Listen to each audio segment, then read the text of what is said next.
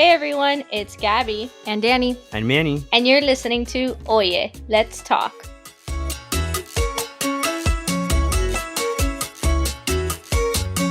Hola mi gente. Today we are going to talk about a brand new language, which isn't really all that brand new, but one that you're only exposed to every so often. Everyone picks up on the linguistics of it. Everyone picks on the phrasing. I'm talking about like that corporate talk, corporate speak, corporate jargon, CEO-esque. Yeah, we've all kind of heard it, the per my last email type of stuff. So, just for some definitions before we really dive into this, it started out being called business English. So, you were using phrases and words meant for the economy or a business goal. And the idea was that you were more knowledgeable or understood factors or, variables that were like hindering or maybe, hopefully, benefiting a business goal. Then it became regular. So, how did per my last email come from a business goal? That's what we're here to discuss. There's whole classes on this topic. So, we're here giving you not exactly an expert level freebie, but speak like a CEO, if you will, or business English 0.1 rather than a 101, or how to nail corporate speak. All the things I just mentioned are actual classes you can pay for. So, hopefully, this is a nice introduction. So, before we really truly dive in, everyone, my co-host here, how do we first or how are people typically first exposed to corporate talk? What was your experience? So I think my first experience was actually in high school. I'm just gonna say this one thing. I'm such a nerd for corporate talk. I love corporate talk, and not because I think to some it sounds condescending, but to me it's like a Bible. It's like, you know how in grammar for print journalism we have like the AP style book. For me, like corporate talk is like a must. If you are not like respectful or like professional in this manner, to me it's like such a turn off. Like, do not address me in any sort of way if you do not write a professional email. Um and I think that's where we mostly see corporate talk, if we're being honest. I think usually like via email. So yeah, I think because of the school that I went to an international baccalaureate program, which is very like Okay, Danny, advanced. IB program. Yeah, I did the IB thing, and so we were taught to basically write very professional. Okay, Interesting. I just want to throw in there that Manny and I also went to not an IB program, but like a vocational high school that you got like real world skills. But Manny was like an EMT, so like he came out with CPR certification, which Oh my arguably is like gosh. a little more I actually went to I useful. was I was in the nursing program, and Oh I'm wait, not I gonna. lied. Yeah, you were nursing. The first time I heard the corporate talk was my job out of college. I worked at an eye doctor's office, but the eye doctor was with this optical that was corporate owned. It was a chain. It was yes, it was a chain, and this chain was big on selling eyeglasses. And it's one of I realized that it was corporate talk when the manager would keep using this word that to this day I am triggered by, and I despise this word. And she would say leverage. I hate the word leverage because I'm sorry, y'all. I hate this word. Let's use this to leverage this, or let's leverage this sale, or and it can be used across any industry, and it's almost this filler word. And that's when I really grasped, oh, she's using this, this corporate talk to get her point across, because it's going to make her sound better. It's going to, instead of just, hey, let's use this because it's going to be better, instead of using this fancy word leverage. That's actually really funny because the first time I heard any type of corporate speak, it was actually secondhand. So my father's a Cuban immigrant and he's like a blue collar worker, but he had a lot of management to respond to, like his middle manager, his boss, his like office boss, like HR people, and then also like regional managers and corporate managers. So he would always come home and say like, yeah, I had to tell him I needed to take like PTO and he doesn't get a lot of benefits. And he had to explain like, paid time off. I had to tell them I had to tell them straight up, like, I'm not just taking vacation, I'm taking paid time off. Or I have to leverage my paid time off because I have few sick days and etc. And I remember being younger and thinking like, why does he explain his work stories, like why does he have to translate everything? And that actually kind of goes to my next point, like how useful is corporate talk? Like I wonder, like, yes, I understand how it can be its own thing, but does it really help? Like, does it help business get better? I think, like Danny said, I think it's essential. If you want to Yeah. communicate with others in a professional way, because you joked about as per my last email, but that's kind of like a little petty jab at Susan for ignoring your last email as per my last email below. So it's kind of a way to get your point across and be like, hey, I deserve my respect, or I can effectively communicate what I need or what the project needs in order to achieve our goals. And that's corporate talk. Achieve our goals. 100%. I think that as much as a lot of people might make fun of it, I think for me at least, it's some sort of like a universal language, um, to just be cordial, that, to be respectful, and like what Manny said, like to just sort of poke at the fact, like, hey, I'm trying to address this issue that you might have missed, you might have forgotten. We're all busy. Depending on what job you have multiple tasks at a time. So this is just, I think, a cordial way to say, hey, heads up, I haven't forgotten about this. Just wanted to bring it to your attention that this is still, at hand. This is important. Please, address it. To be honest, like I see both sides, because it's one way to not be as rude or to come off passive aggressive instead of like outright hostile towards Do you think it's someone. passive aggressive? Well, I guess it depends on how I- you use it. I But think a that's my lot of people thing. could. I feel like some people use corporate speak as an excuse to be passive aggressive in the workplace when you can just say what you mean. Or in some cases, I see how like it sets a certain standard of professionalism, so people talk to each other more respectfully.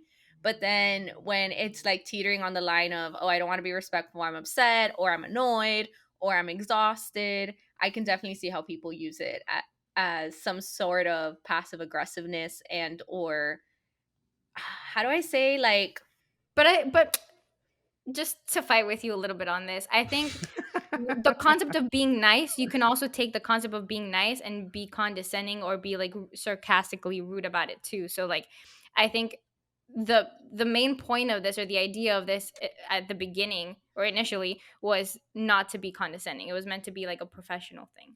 I get it. Yeah, I do. And I think sometimes it can be elitist. Like the whole point is to say Hmm. that you may Yeah. be more knowledgeable than someone, but like if I want you to do a chart or send an email, I should just say that. Whereas other people are saying like, hey, I'm just checking in on that project. And you're like, well, I think I Right. have it covered. Or like, what do you mean by this, XYZ? Or let's lay out expectations, which is kind of in some ways, oh, I don't think you're performing properly. And that's where I think it kind of creates a barrier, right? Because there's some people like who English may not be their first language, or they have different cultural nuances. And I Hmm. think corporate speak can be a barrier in that someone has to now double translate what someone really means, or you really have to have a great grasp on nuances. People who are on um what is it called? Like not the autism spectrum or neurobehavioral spectrum, Mm-hmm. people who don't always pick up like sociological cues as what may be considered the norm. If you don't know if someone's being sarcastic, or like you take things at face value, I feel like corporate speak can be a barrier there, because if someone doesn't understand it, it doesn't mean that they're like incapable of doing a job or that they're dumb. I just feel like it's just you're trying to say something else in a professional made up way, as opposed to just directly communicating exactly what you need in some cases. That's not necessarily always the case. You can fight me on it, either of you. Yeah, I will fight you on it. I was gonna say, Oh like, yes, God. you can see it as a Dude. barrier, but I think also, as like what I was saying before about it being a universal language, I do think that it could be more inclusive. Like, I do see this being some sort of as like a guidebook for someone who is an immigrant here, whose English is their second language, and they pick up on these few phrases here and there that you hear all the time, and you will pick up on them, and it's easier to use them. If that makes sense. Yeah, I mean, you make a good point, Gabby. Like, I feel like most of these things are like idioms, and that's even for an English speaker, like a child.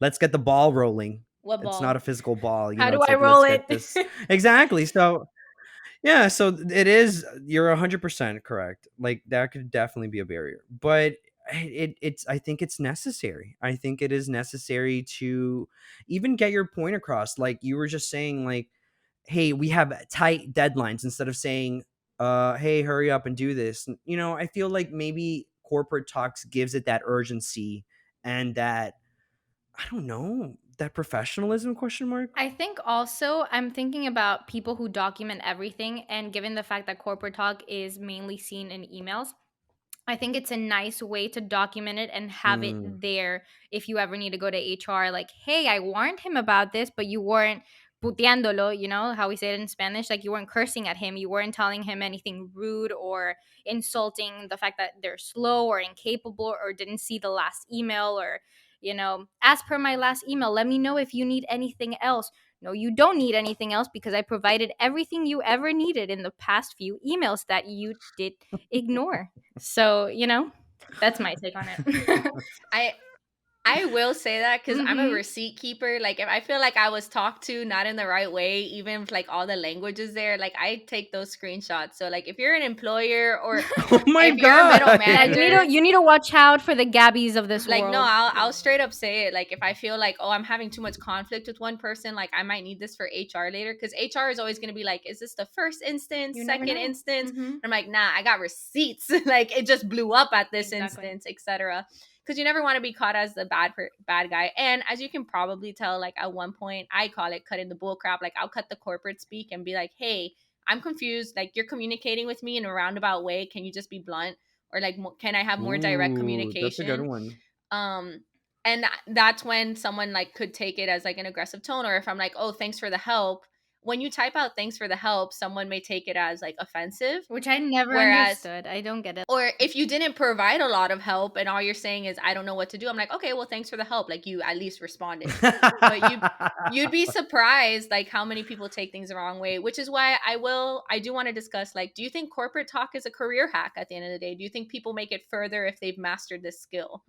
Yes, I I don't think know. so. Really? Because yes, I believe so. Because there are certain, even for like, think about it, for a position, let's say you want to get promoted or a raise, or even communicating concerns. I feel like those things need to be properly communicated, and you do need to convince this other person of what it is. And sometimes you need to learn how to dominate the language in order to communicate effectively. You understand? If you're going inside your boss's office and you're going to ask for a raise, like, you don't just say, hey, I want a raise. No, there's a way. If you can dominate the talk, hey, this X, Y, and Z. You understand what I'm saying? Yeah. I Yes, these are my deliverables. Can we please discuss some sort of Compens increase or like Yeah. compensation or some sort of reward for meeting these benchmarks? but Yeah, look I at that. I Exactly. do think that you Exactly. can be professional without the corporate jargon. I do think that there could be a way around it.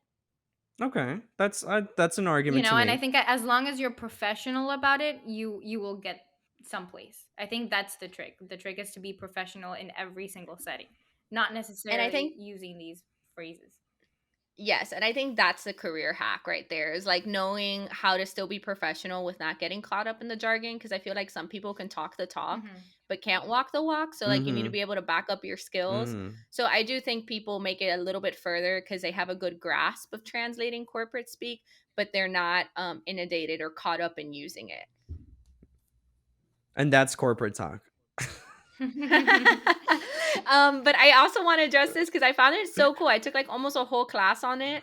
I did a global strategic communications, a graduate certificate, Me and one too. class kind of did cultural. Oh, so I feel like Danny can like probably resonate with this Even though then. it happened so There's long ago, but go. the cultural significance in the US, like business speak versus like maybe international corporate talk or other nuances. Like, have you guys heard of any? Because I have a few. No, I haven't heard of any at all. I Oh my I do not gosh. No, recall. I just remember from that class learning about brand, like branding your corporation into like different for different languages and for different countries. Like Coca-Cola, for example, Coke. The way they brand their stuff is very tailored to a specific audience. Okay, so that's kind of the nuance. I don't remember the exact phrasing, but one of them was like, I think it was Pepsi's old slogan. But when you translated Pepsi's old slogan, I think in China, it was like, oh, The Walking Dead. Like it made it sound like Oh zombies. So my like you gosh. couldn't do a direct translation. Mm, And it basically some of my research was on business speak and like cultural practices and cultural competency is that you can't assume what you do in one country is going to be okay right. Mhm. business wise elsewhere. So for instance, for us, like cafecito, right? Like in Miami, it was very common at 3 p.m. Someone made the cafecito and like you would drink it. And if you would turn it down a little too often and you weren't on a diet or you weren't anything, it was kind of like, oh, that person doesn't want to be social, or like that person is like not about it. Or I would see people get rewards like, oh, that person makes the coffee all the time and makes the rounds, like they're popular within it. Like, you can do the project, or oh, you did the coffee last time, so like, why don't you go ahead and like go have lunch with so and so today, like as a Or just leave reward. early. You deserve it. Yeah, like it was stuff like that. Which I kind of miss. I'm not gonna lie. Another one that if you guys don't know about it, which to me was crazy, like in Spain, it's very common to do like a siesta, so to take a nap in the middle of the day. So you would not schedule a meeting or send a professional Ugh, email I at like 1 or wish. 2 I kind of p.m. wish. But then Right? also I no, let me be real. I would be so annoyed with all my deadlines and everything, and I need to get in touch with people, and you're going to tell me your business is closed for from set amount of time to set amount of time. But it's the cultural practice of it. So Right. can you imagine like, wow, that person's really rude because she keeps asking me for these flow charts at 1 or 2, and like that's prime siesta time. You don't do that. And then like I in Japan or like most Asian countries, if you give a business, like you can't just hand out a business card. Like you have to take it graciously and with a gift. And even though they have like certain phrases that do translate to English jargon, there's a lot of behaviors that are just like, oh, you don't say that in an email. Like you say that in person to like really Ah. resonate and build the business. Right. Like, so the per my last email like works for us, but it doesn't necessarily work in other countries. So I Mm. I just get wanted to that. point out Yeah. that just because you master our corporate talk doesn't mean you're ready for the real international And world. Mm. that's why I was saying like I think professionalism is key. Like as long as you're professional in some sort of way, whether it's written or verbal, you're good. You don't necessarily need this corporate jargon. So here's my favorite part. I wanted to go ahead and clarify for our listeners some phrases, or like, have a little vent sesh, talk about the ones we're annoyed of, like Manny's leverage, apparently. So, Manny, why don't you give us a few other phrases than leverage? Yeah, which other ones do you I also hate y'all, or I use hate for the most part? I hate leverage. I already spoke about that. And I hate the word robust. I hate it because it's a filler word. This robust plan. I don't think I've heard it that What? often actually. What? What about you, Oh, for Gabby? sure. And I'm always like, what does that mean? It's filled with stuff, is what I Ugh, gather. I hate it. It's yeah, I hate it. It's triggering. Those Unnecessary. words are triggering. I love saying moving forward or going forward in my emails. I like it because it's a little passive aggressive and it's like, okay, moving now from on this point, this is what we're doing. So I kind of like it's very assertive. You're So I getting do things done. Like, let's yes. stop talking about it. This is what's happening, kind of thing. Moving forward, I'm not going to send you this email anymore. I expect you to know this. I'm kidding. Yeah. I've never had to send that email, but it's a good hack. It's a good Mm-hmm. hack to be assertive, to get your point across. Please don't use robust or leverage. Mom, another favorite has to be I'll be around. Whenever your boss tells you, "Hey, I'll be around," it means don't contact them. They Mm-mm. will not be around. Only contact them if there's a dire emergency. Facts. And it's cool. It's cool. I work on the weekends and sometimes, the bosses are, "Hey, I'll be around." Just I'll be around. um the last thing I did want to mention, I alluded to this earlier.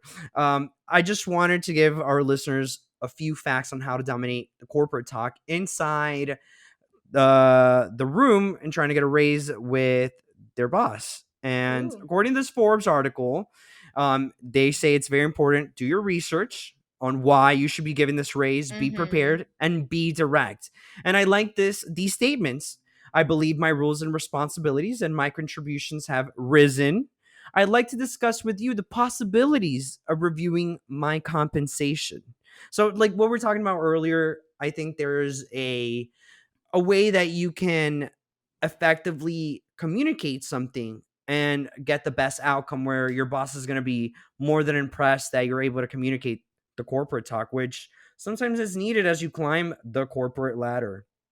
Yeah, absolutely. And like two other points to add to that is don't make it a personal discussion, keep it professional. So like I have Which is hard to do, I think, because especially if you're talking about salary, it's like, do you Most know how definitely. because much I money's make? personal, yeah. Yeah. And but never just say hey because the interest rate went up, which I believe everyone's experiencing. You have to say like how you've stepped up to the plate, Right. which Right. but professional. You can't just say hey I've been staying every single day for 18 years.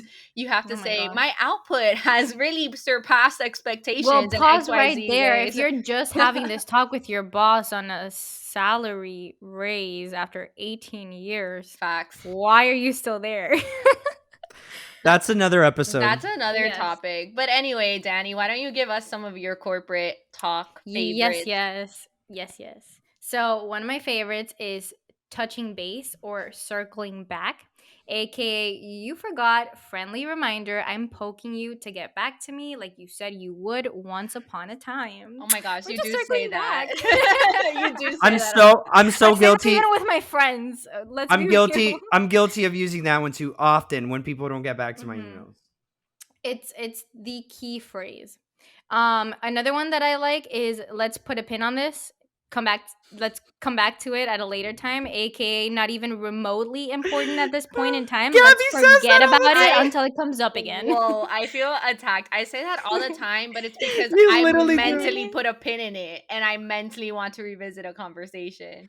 But do But you really want to revisit it or no, until I'm if gonna it comes up? I'm gonna rephrase the definition. I'm putting a pin in it because it's not the point of discussion right now. It's not meeting our goals. Like we can discuss this. It's just we have a limited time to actually get Exactly, something it's not a done. priority. So if it were to come up again, then we discuss it. If you don't bring it up again, then it's not important. Okay, that's fair because I definitely put myself in the position of, oh, I need to take responsibility and revisit my pins. I do tell myself that. I think regardless, it still says shut up. Shut up. We're moving on. Oh my Kind gosh, of, I'm gonna yeah. remember that forever now. I'm gonna stop using it.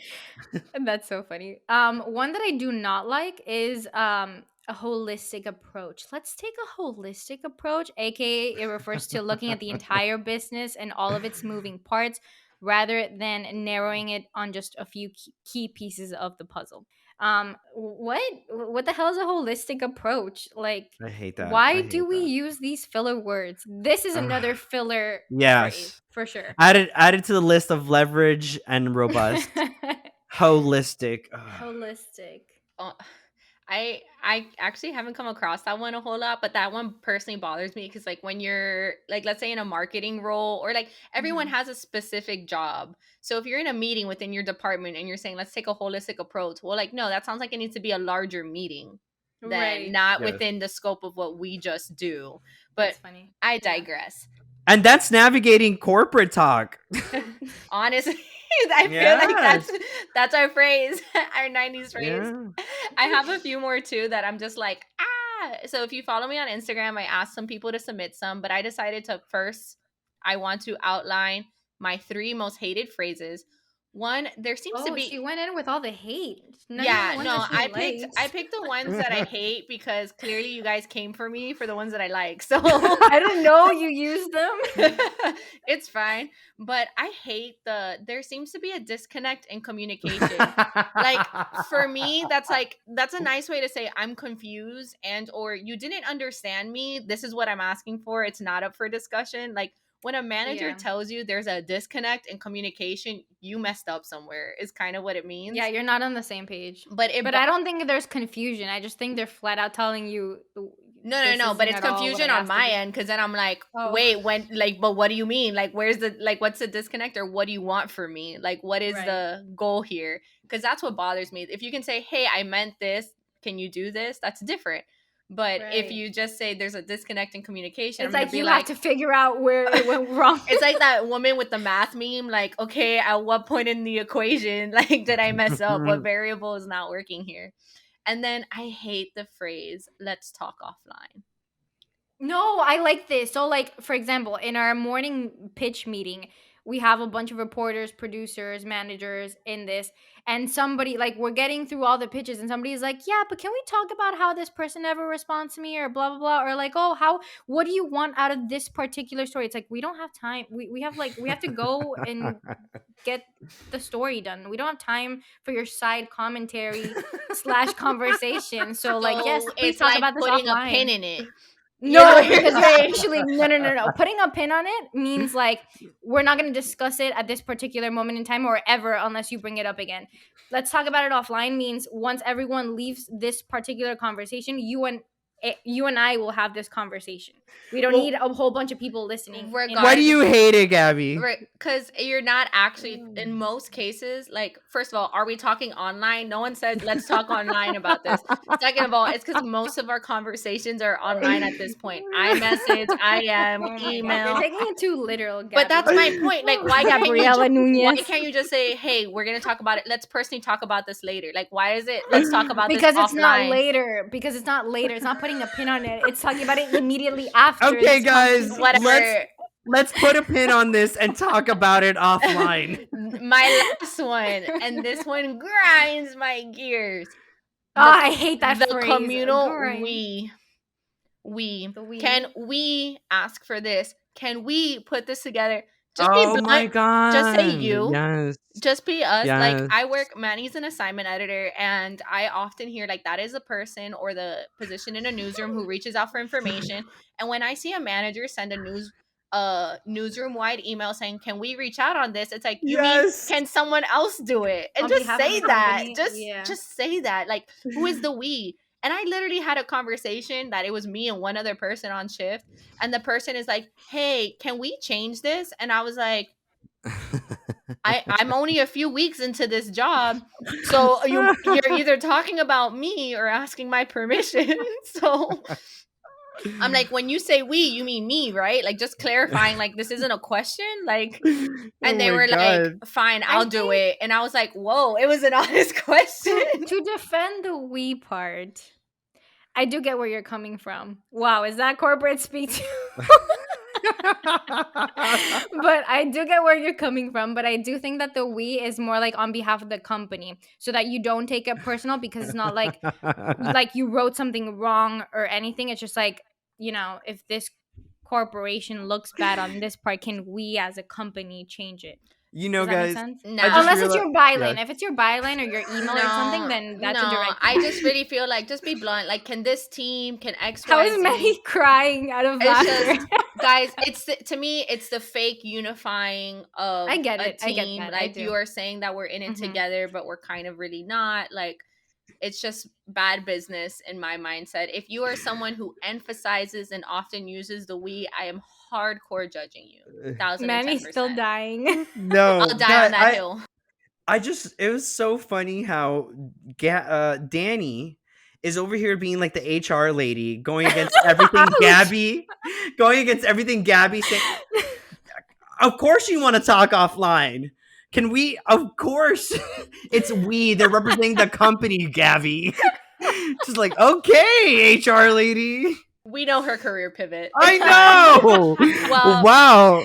I No. don't want to be mean to my followers, but I'm going to read a few as well before we wrap up the episode. I asked people what are some terms they've heard. People have told me the friendly reminder in quotations. I'm not even going to define that. Y'all know what that means. To piggyback off of that means you're driving a point, or like you're really supporting a cause. Anything related to having bandwidth, like we're computers. I don't have the bandwidth for that task. I hate. That's Or dumb. do you have the bandwidth to take this on? That's another filler word. Like, someone's I've like, never yes, gotten that. I'm the corporate machine that works, so I'll check my bandwidth, is how this person phrased it. I'm gonna use it. It's No. not within my scope, as in it's not my responsibility or Oh not my my- That's a understanding. good one. We did the let's circle back. Please refer to a kind way of saying not my job. An email Oh my that's a God, that one- one-liner and just ends with best can come off That's passive aggressive. Be careful. Bester thanks, comma. And my final one is, can you shed some more color on this? You're definitely not getting your point across. Can you shed? I've never heard of that. That just reminded me of one that I use often, but I don't know if it's corporate talk. I'll be like, that's above my pay grade. Yeah. That's just rude. No, I say that. That is rude. No, I only say that to people I know, but I'll be like, Yeah. that's above my pay No, grade. when people complain to me about a decision that I'm relaying on behalf of someone else, I'm like, I don't get paid to make decisions, or I'm not the decision maker. Like, I'm very blunt No. about that. Like, hey, Yeah. don't shoot the messenger.